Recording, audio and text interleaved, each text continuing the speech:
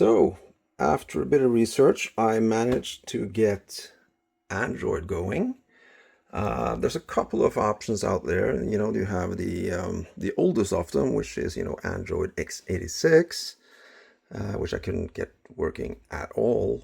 And then there is something called Bliss OS, which is based on something called Bass OS, which you can see here.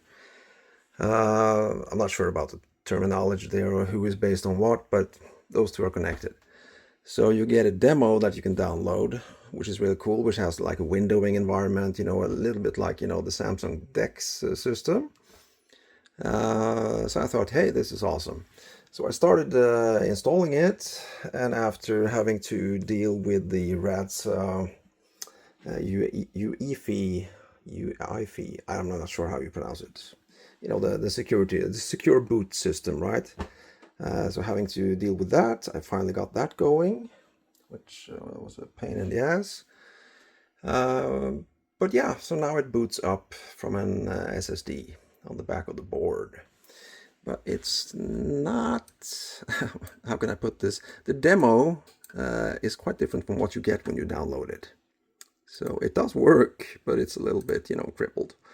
And I suspect it's quite old as well, because it's been downloading updates forever at this point.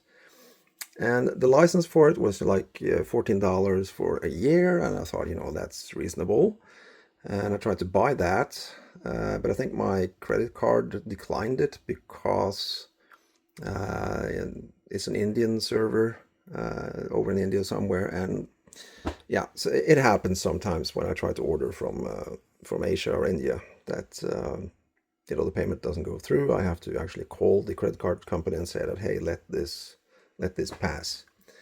But yeah, but I think I might have found a better solution than this. I'm going to check out something called FidoOS, which is a Chromebook based alternative that has support for Android. So that should give you, both Linux and Android in one clean sweep. So I'm going to try that instead. A few moments later, I kind of gave up on Android. So what I did instead is that I have an old Android phone. So I set that up with a VNC and went in and altered the settings so that I could basically have full control, and the phone won't turn off and stuff like that. And it turns out that was actually the best way.